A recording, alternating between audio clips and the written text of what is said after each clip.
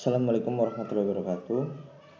Saya akan melakukan presentasi mengenai makalah penelitian tidak didaktif penyampaian materi oleh guru pada siswa kelas 2 SD Negeri 3 Pasekiran. Ya, makalah ini dibuat untuk memenuhi nilai UAS mata kuliah penelitian bahasa dengan dosen pengamu yaitu Dr. Kuntoro M. Hum. Ya, di sini kata pengantar, makalah ini dibuat di Purwokerto tanggal 14 Juli tahun 2021. Yang pertama ada bab 1 yaitu pendahuluan. Ya, bahasa memegang peranan penting dalam kehidupan masyarakat, yakni sebagai sarana komunikasi. Tanpa bahasa dapat dipastikan bahwa segala macam kegiatan berinteraksi dalam masyarakat akan lumpuh. Ingat pentingnya bahasa dalam menjalankan kegiatan aktivitas sehari-hari. Tentu setiap anggota masyarakat selalu terlibat dalam komunikasi, baik bertindak sebagai komunikator maupun sebagai komunikan. Peristiwa-peristiwa komunikasi yang berlangsung tersebut dapat dijadikan tempat atau media untuk mengungkap ide, gagasan, isi pikiran, maksud, realitas, dan sebagainya. Dengan demikian, bahasa yang digunakan sebagai alat komunikasi untuk menyampaikan pesan atau maksud pembicara kepada pendengar. Menurut Nababan tahun 1984, halaman 66. Ya, selanjutnya ada B, rumus masalah. Rumus masalah yang saya ambil pada penelitian hal ini yaitu adalah bagaimana tidak tutur direktif pada penyampaian materi guru kepada siswa kelas 2 SD Negeri Pasekiran. Ya, tujuan penelitian ini untuk mendeskripsikan tidak tutur direktif dalam kegiatan penyampaian guru kepada siswa kelas 2 SD Negeri Pasekiran. Manfaat penelitian ini yaitu ada yang pertama ada manfaat teoritis. Secara teoritis penelitian ini dapat memberikan pengetahuan terhadap studi tentang tidak tutur direktif dalam pragmatik. Manfaat praktisnya yaitu yang pertama ada penelitian ini dilakukan untuk menambah wawasan untuk kebahasaan. Yang kedua, penelitian ini sebagai bahan banding dalam penelitian selanjutnya, menambahkan informasi tentang tindak tutur direktif dalam kegiatan belajar mengajar. Ya, yang kedua adalah landasan teorinya. Bahasa merupakan alat komunikasi dengan sesama manusia. Komunikasi menghasilkan percakapan atau tuturan informasi dari penutur dan mitra tutur. Menurut Austin dalam Wibowo tahun 2011 ayat 22 menjelaskan bahwa tidak tutur merupakan tindakan bahasa dalam ujaran seseorang. Ya, mungkin landasan teorinya cukup. Kita langsung masuk ke metode penelitian ya. Bahwasanya yang pertama kita akan menjelaskan tentang manfaat penelitian. Yang pertama ada jenis penelitian. Penelitian ini menggunakan pendekatan kualitatif yang tidak membutuhkan perhitungan matematika, namun mendeskripsikan suatu objek penelitian yang dituangkan dalam tulisan naratif. Pendekatan kualitatif bertujuan untuk menjelaskan atau mengungkapkan bentuk dan fungsi tuturan pada penyampaian materi guru kepada siswa kelas 2 SD Negeri 3 Pasekiran. Penelitian deskripsi kualitatif digunakan karena masalah yang akan diteliti memerlukan pengamatan atau penelitian yang cermat dan berusaha mendeskripsikan serta membuat kesimpulan umum. Selain itu, jenis penelitian ini tidak didesain untuk dirancang menggunakan prosedur statistik. Penelitian deskriptif mencatat dengan teliti dan cermat data yang berwujud kata-kata, kalimat-kalimat, wacana, gambar-gambar, foto-foto, video, tipe, dan tidak menggunakan angka-angka. Data yang diperoleh penelitian mula-mula disusun, dijelaskan, menjadi analisis. Ya, selanjutnya kita masuk ke B, yaitu ada sumber data dan sumber data. Ya, data yang saya ambil itu data bahan jadi yang ada karena pembelian aneka macam tuturan. Data penilaian ini adalah pada saat penyampaian materi guru kepada siswa kelas 2 SD Negeri Pasekiran. Sumber data ini itu adalah sumber data yang digunakan adalah penyampaian materi guru kepada siswa kelas 2 SD Negeri Pasekiran. Ya, metode dan teknik penyediaan data. Instrumen dalam penelitian ini adalah penelitian sendiri, menjelaskan bahwa penelitian berperan sebagai instrumen kunci dalam penelitian kualitatif. Penelitian berperan dalam instrumen seperti menentukan masalah, mencari sumber data, mengumpulkan data, serta menganalisis data. Proses penelitian dibantu dengan menggunakan alat berupa laptop dan ponsel untuk mendokumentasikan pada saat penelitian di lapangan. Yaitu cukup membingungkan. Kita langsung lanjut saja pada pembahasan metodologi.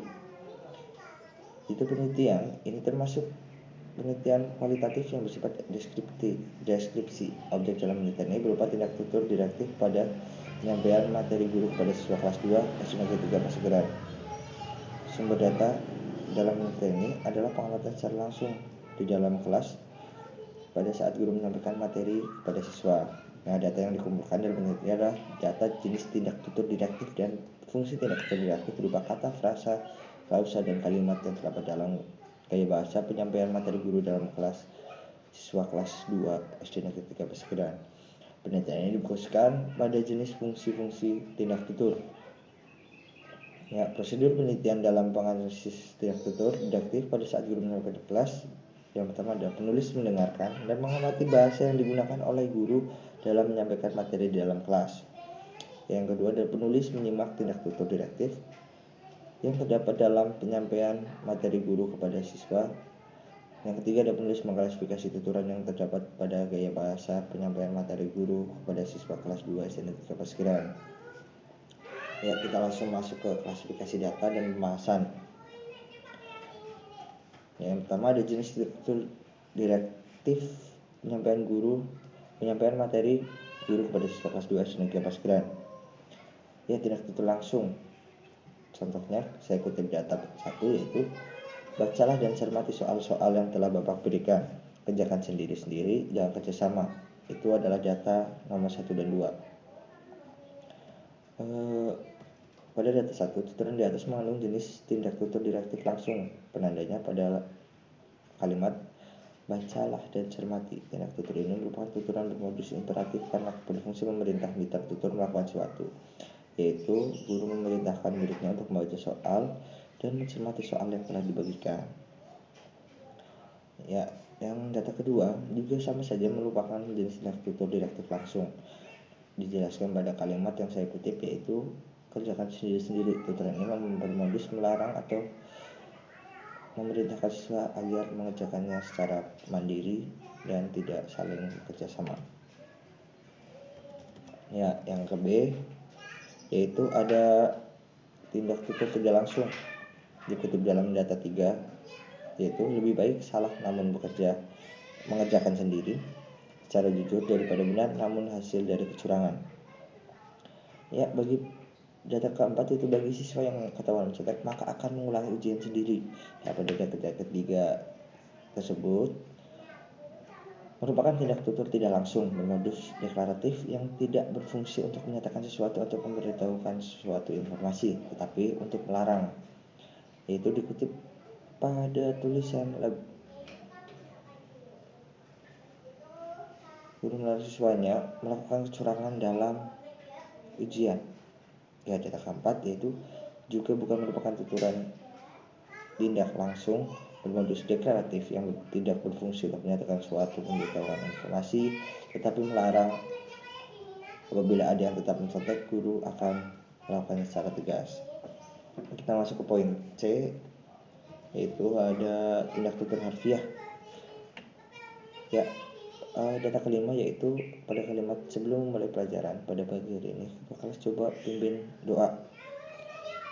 Data ke-6 yaitu adalah apapun kondisi saat ini kita harus ikhlas dalam menjalaninya anak-anak.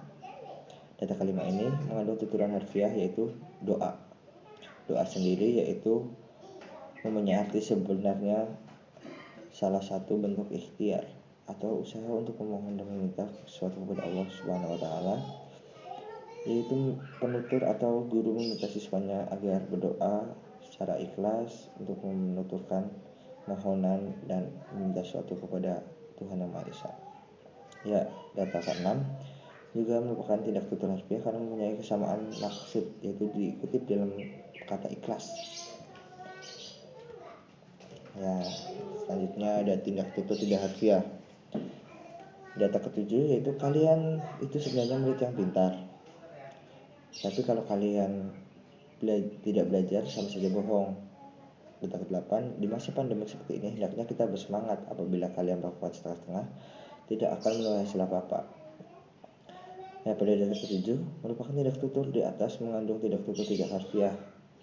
Nah, tindak tutur tidak harfiah ini yaitu dikutip pada tapi kalau kalian tidak belajar sama saja bohong.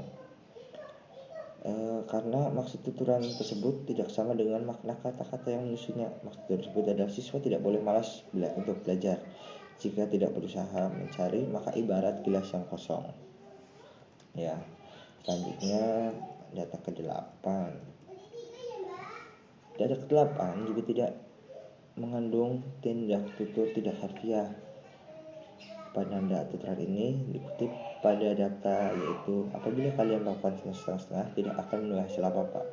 Tuturan tersebut mengandung tindak tutur tidak harfiah bermaksud apabila kita melakukan sesuatu jangan setengah-setengah hati.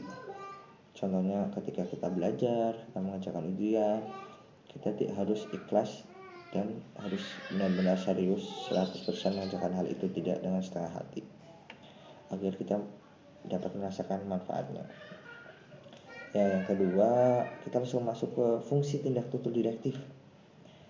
Ya, fungsinya kita langsung aja ke A, meminta. Fungsi tindak tutur direktif meminta terdapat dalam penelitian ini. Nih, contohnya pada data ke-9. Yaitu kata mudah-mudahan semua siswa menjadi anak-anak yang soleh dan solihah. Amin ya rabbal alamin. Nah, di sini guru meminta kepada Allah Subhanahu wa taala memohon agar para muridnya menjadi manusia yang patut beragama, patut beribadah, dan selalu menjadi anak yang berbakti kepada orang tua. Ya, data ke-9 juga mungkin pada kata diberikan merupakan tuturan tindak langsung yang digunakan guru meminta kepada Allah agar siswa-siswinya menjadi anak yang soleh dan solehah. Ya, data ke-10 yaitu jadi begini Mas Randy, dijelaskan ya, apabila kita saling berbagi dalam hal kebaikan, maka nantinya kita akan dilancarkan pintu rezekinya. Pada konteks ini yaitu Randy bertanya kepada guru tentang manfaat berbagi, lalu guru menjawab dengan kutipan yang saya sudah jelaskan pada data ke-10. Ya, lanjut ada bertanya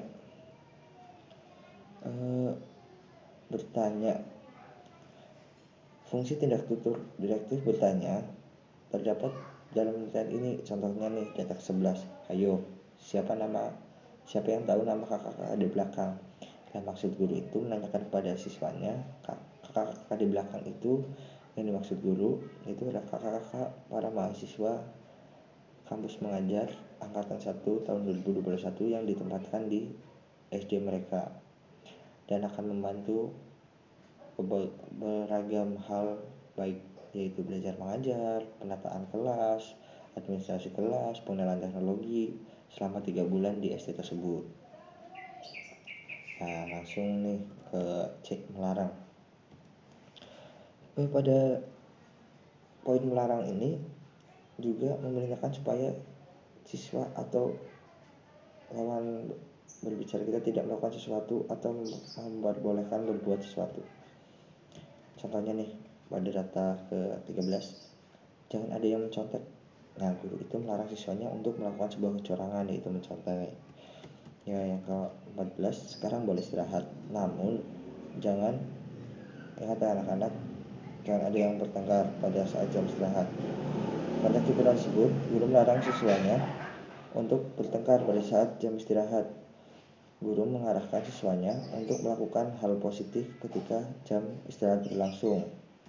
Ya, data ke-15, sebelum masuk kelas, kalian harus mencuci tangan, memakai sabun, menjaga jarak, dan pakai masker. Nah, kata-kata pemerintah ini yaitu adalah guru untuk memerintahkan kepada siswanya agar menjaga jarak dan tetap memakai masker dan tidak lupa mencuci tangan pada saat setelah beristirahat. Itu data ke-16 pada kutipan masuk anak-anak, waktu istirahat sudah selesai. Ya, kata masuk merupakan tuturan direktif menyuruh Guru menggunakan kata kerja masuk untuk mempertegas perintah bahwa jika jam istirahat telah selesai. Ya, data kelima yaitu tentang menasihati. Kita kutip pada penelitian data ke-17, yaitu belajarlah yang giat agar nilai kalian bagus dan naik kelas. Konteks tuturan di atas yaitu guru menasihati muridnya agar rajin belajar. Ya, data ke-18, tetaplah harus jaga kesehatan pada masa pandemi ini anak-anak. Konteks tuturan di atas yaitu guru menasihati murid jika ingin terhindar dari virus COVID-19. Sebelumnya beliau sudah menjelaskan bahwa pada masa pandemi seperti ini sangatlah rawan kita tertular penyebaran COVID-19. Jika tidak menjaga kesehatan, maka beliau memberikan nasihat tuturan tetap harus jaga kesehatan. Penutur menggunakan kalimat bermodus imperatif yang ditandai dengan adanya partikel lah pada kata sempurnakan. Ya, bab 5 atau penelitiannya. Kita langsung masuk ke kesimpulan dan saran. Ya, kesimpulannya, tindak tutur dalam berbahasa sangatlah penting karena menggunakan bahasa pada setiap daerah pasti berbeda. Dan pada penelitian kali ini saya menemukan beberapa hal baru. Contohnya pada saat guru menyampaikan di depan kelas, guru tidak 100% menggunakan bahasa Indonesia, namun juga terkadang menggunakan bahasa daerah setempat karena pada daerah yang saya teliti masih bisa dibilang daerah terpencil.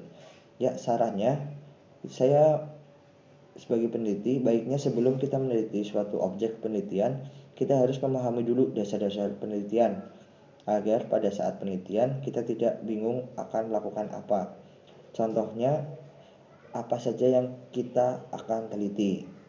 Ya, mungkin sekian dari saya. Mohon maaf apabila ada kesalahan atau kekurangan pada saat mempresentasikan makalah ini. Billahi taufiq wal hidayah. Assalamualaikum warahmatullahi wabarakatuh.